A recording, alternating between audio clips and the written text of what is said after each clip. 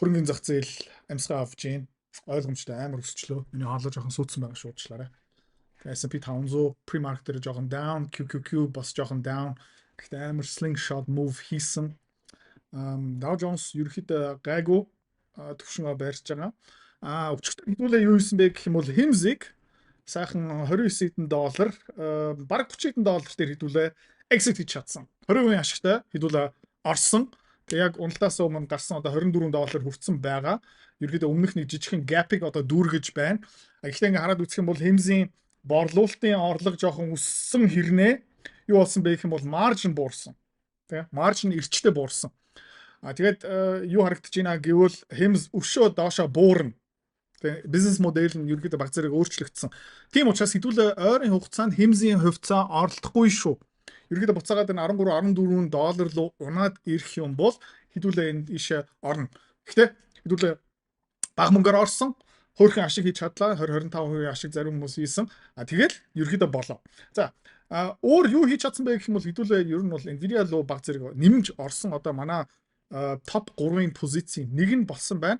Тэгээд Nvidia айгүй хөөрхөн өсөлттэй явж байгаа манай багц дотор. Тэгээд биднэрт үргэлжлүүлээд манай багцыг буцаагаад сайхан ногоон болгож гин. Micron бас баг зэргийн амьсгаа авж гин. Ерөөдөө энэ gap-ыг дүүргэх магадлал байгаа. Буурчих юм бол, навс унчих юм бол бидний хувьд бол амар гоё боломж хэдүүлээ нэмж аавна гэсэн үг зүгээр тийм.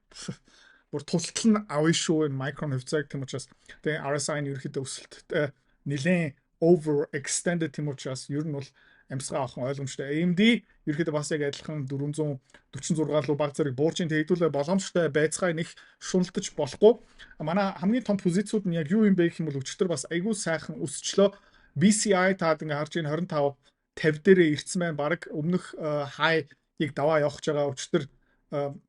Өчтөрийн нээлтийн ханш нэг 24.92 дээр байсан бол одоо 25-50 дээр ирсэн байна. Өнөөдөр дахиад жоохон өсч магадгүй тийм та харж ийн 25-69 дээр ирсэн байгаа манай багцууд нэлээд томоохон хувь эзэлж байгаа. За өөр юу томоохон хувь эзэлж байгаа юм бэ гэх юм бол DBB тийм base metals-ын дотор ZISMIS гэх мэт шиг орсон байгаа. Өчтөр юу хийсэн бэ гэх юм бол бас айгүй хөөрхөн gap up энэ дээр хэдүүлээ нэлээд их чин тавьсан болохоор айгүй хөөрхөн биднэрт өгөөж авчирч байгаа хаа. Тэгээд ногоон өдрүүд биднэрт эргээд ирж байгаа. Одоо ганцхан нэг юм дутуу тэр юу юм бэ гэвэл евро маань ерөөхдөө унах ёстой. Гэхдээ буцаагаад ер нь бол унж эхэлж байна. Ер нь шинэ high хийж чадсангүй хуучин high-наас доогуур явж байгаа.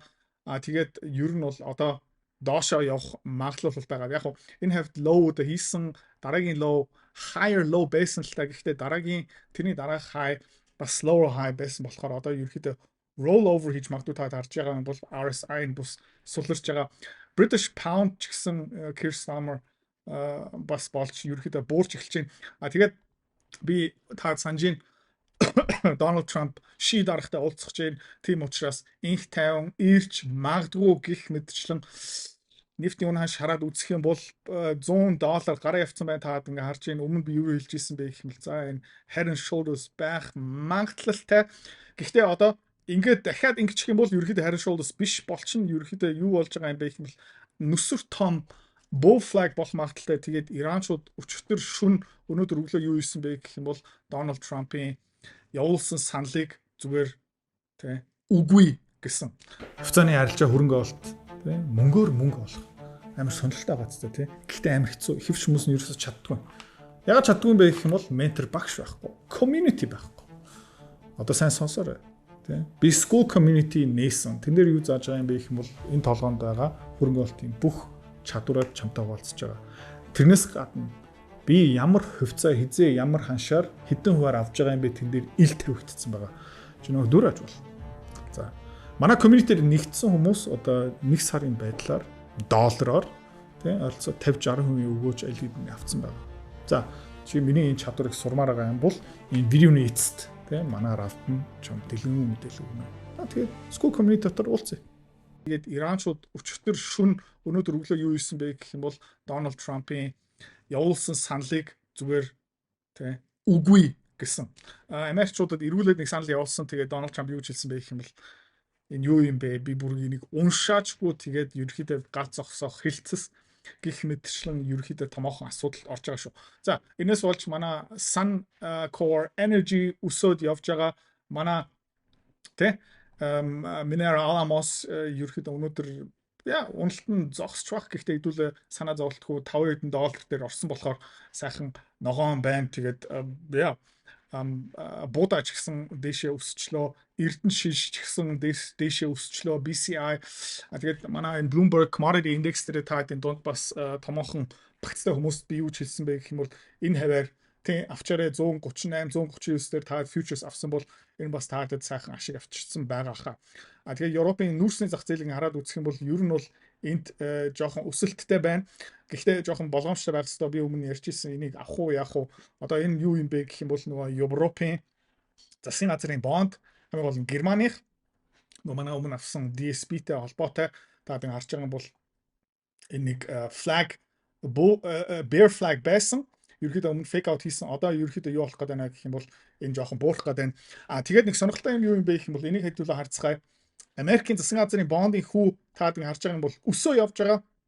Тэгээ өнгөрсөн жилийн 10 сарын үеэр бараг ёроолтон өрсөн 10 жилийн бонд 3.8 3.9 4% хүүтэй байсан юм бол одоо 4.4 болцсон байгаа.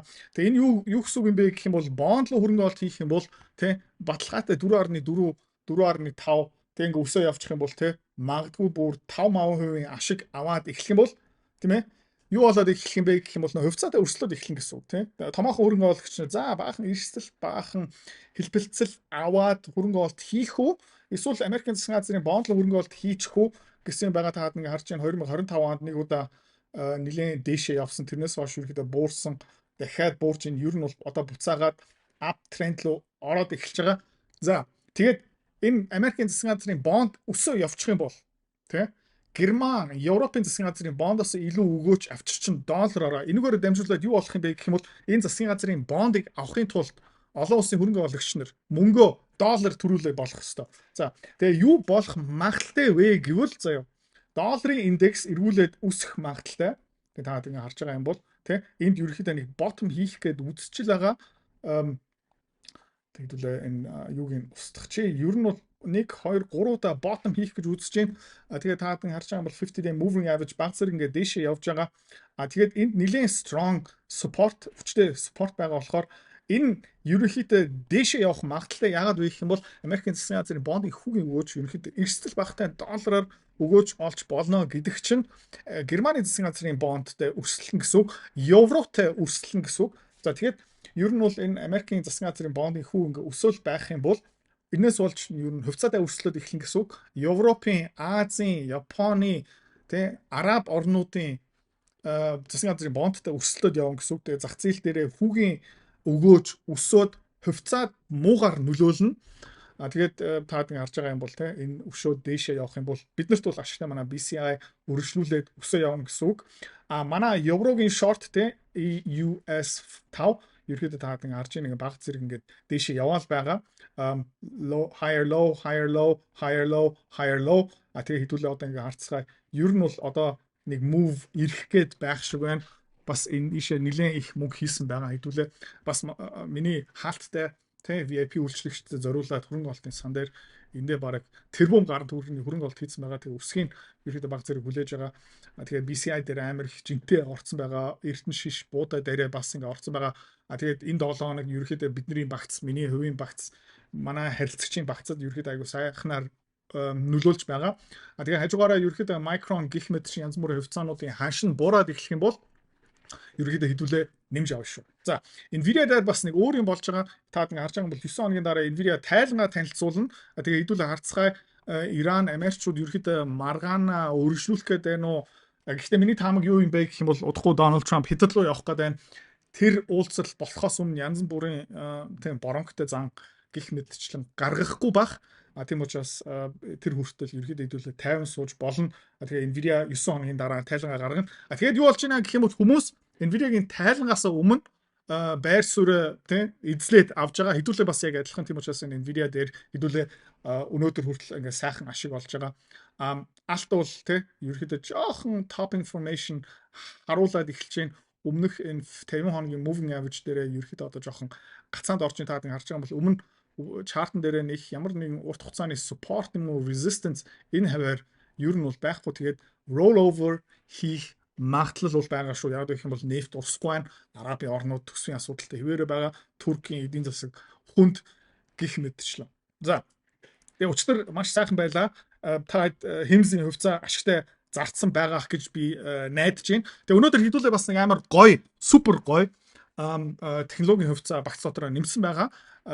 Тэгээ нэг 4%-аар одоохондоо багцтай ингээ нэмж байна. Тэгээд энэ компани юу хийдэг юм бэ гэх юм бол Micron-тай хамтарч ажилладаг, Nvidia-тай хамтарч ажилладаг, AMD-тай хамтарч ажилладаг. Удахгүй манай Равдан орчуулсан дэлгэнгүй гүн судалгаа манай групп дотор бас 55 тэр бас уншаад аваарай. Би бас өдөржингөө юу хийж байна гэх юм бол semiconductor-ын зах зээлийг бас судалж байна. Тэгээ хажуугаар манай ASMC, манай FPS тэ эдгээр бүгдээрээ аюу сайхан өсөлттэй явж байгаа. Тэ Suncor Energy гэх мэт тэ өнөөдөр өчигдөр ажиг өдөр байлаа.